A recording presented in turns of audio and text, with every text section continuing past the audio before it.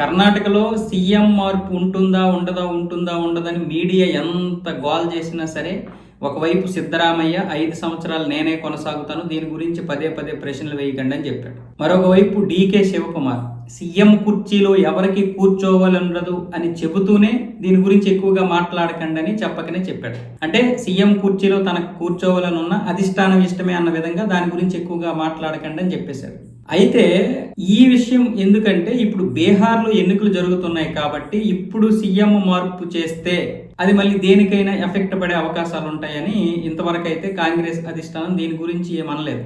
కానీ సిద్ధరామయ్య ప్రమాణ స్వీకారం చేసినప్పుడే దానికంటే ముందే కాంగ్రెస్ అధిష్టానం అలాగే ఒక కమిటీ 2.5 సంవత్సరాలు సిద్ధరామయ్య 2.5 సంవత్సరాలు డీకే శివకుమార్ అని చెప్పాయి. కానీ ఇప్పుడు 2.5 సంవత్సరాలు పూర్తి అయిపోయినా కాంగ్రెస్ అధిష్టానం ఏమనలేదు.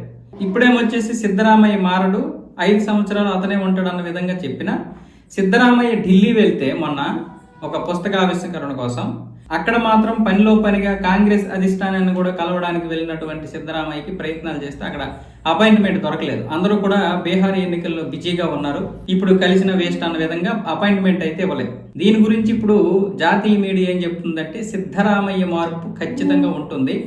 ఎందుకంటే బీహార్ ఎన్నికల ఫలితాల కోసం ఎదురు చూస్తున్నారు. బీహార్ ఫలితాలు వచ్చేసిన తర్వాత అంటే ఒకవేళ గెలిచినా ఓడినా ఏదైనా సరే కాంగ్రెస్ లో ఖచ్చితంగా ఈ యొక్క మార్పు అయితే ఉంటది.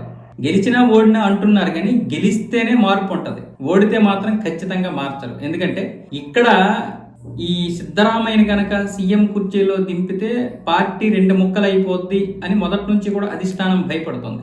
ఎందుకంటే సిద్ధరామయ్య ఆ విధంగా హింట్ ఇచ్చాడు.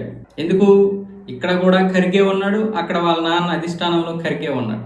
ఆ ఖర్గే కొడుకు ఇక్కడ మంత్రి పదంలో ఉన్నాడు కాబట్టి ఇక్కడ జరుగుతున్నటువంటి పరిణామాలన్నీ ఆయనకి తెలుసు. పైగా సిద్ధరామయ్యకి ఆయన క్లోజ్ కాబట్టి ఇప్పుడు మారిస్తే శివకుమార్ ఏమొచ్చేసి కొంచెం బీజేపీకి ఫేవర్గా ఉన్నాడని కూడా చాలా వార్తలు వెళ్ళాయి.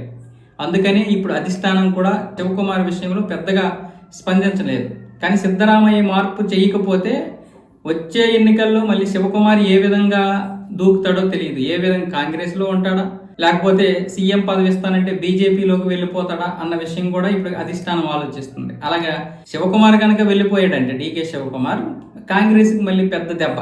అందుకే ఇప్పుడు బీహార్ ఎన్నికలను చూసి మార్చాలా వద్దా అని ఆలోచిస్తున్నట్లు తెలుస్తుంది. అక్కడ అది జాతీయ మీడియాలో వచ్చినటువంటి కథనాల ప్రకారం.